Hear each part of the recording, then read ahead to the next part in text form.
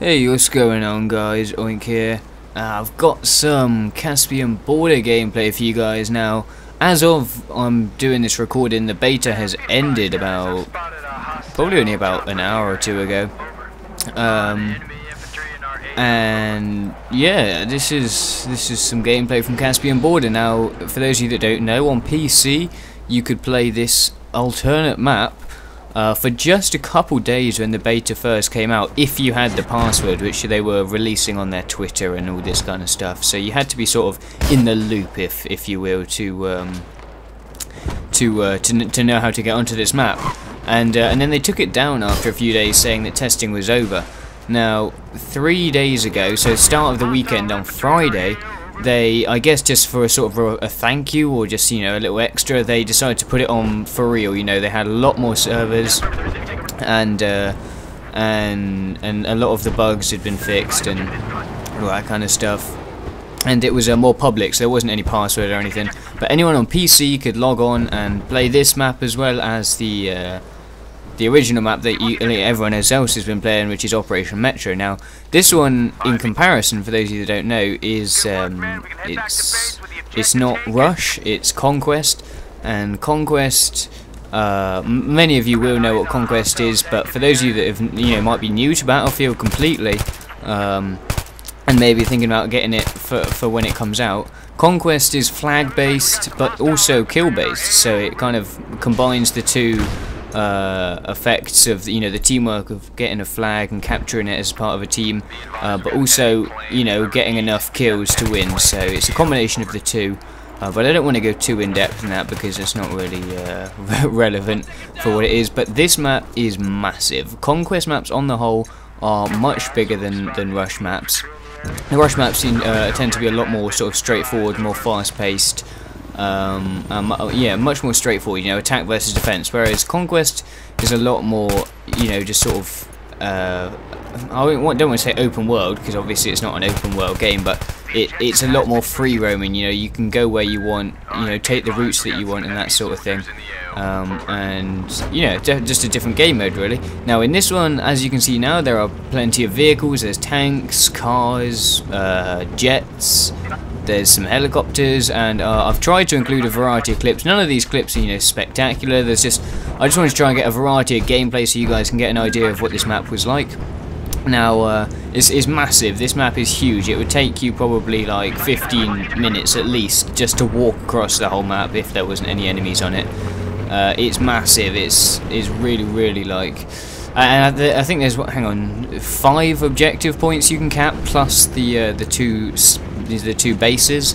So there's 7 points altogether in the map, so you can just get an idea of how big that really is. There's 7 objective points throughout the whole level, and obviously it's got to be big enough to encompass jets flying overhead and all sorts like that.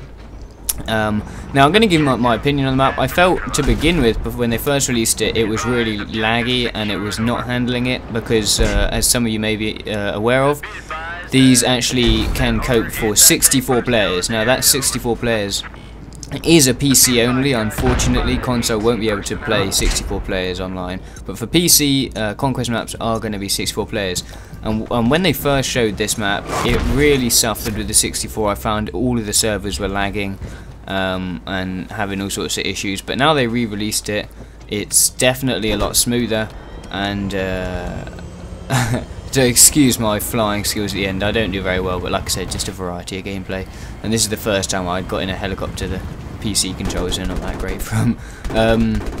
But yeah, it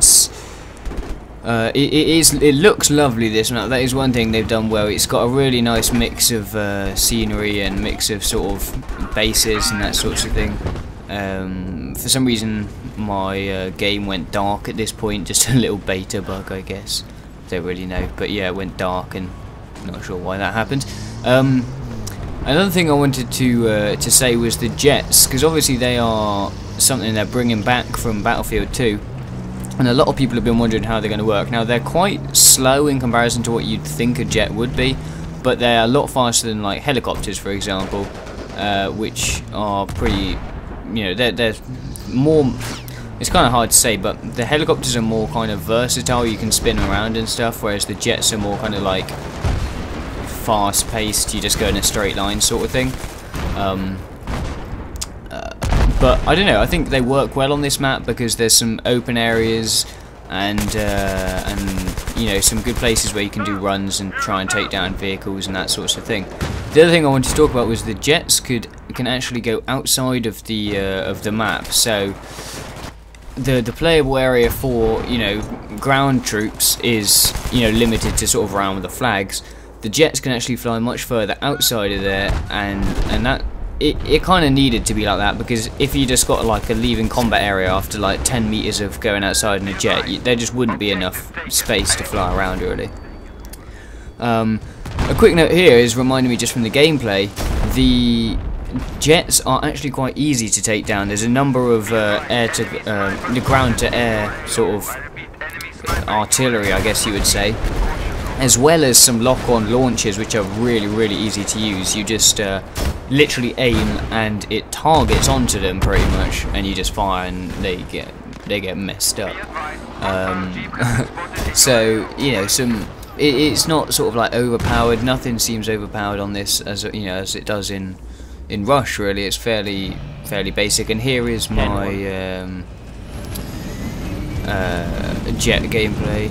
So yeah, hopefully you guys can get a look at what it's playing like. But I don't know, I think on the whole it's looking lovely on PC. I think the problem is with the jets specifically and the helicopters is the flying doesn't really tend towards mouse and keyboard. I think that aspect of it is going to be much better for controllers, Xbox 360 and PS3 of course, or if maybe you've got a gamepad.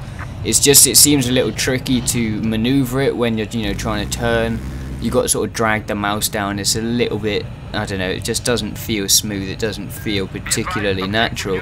Whereas with the analog sticks, I was much better at flying helicopters, for example, in Bad Company 2 on the PS3 as opposed to on PC, where it does, you know, feel a lot less natural, at least for me. I don't know, the analog sticks seem to be the kind of thing that makes sense with a vehicle. At least that's my point of view.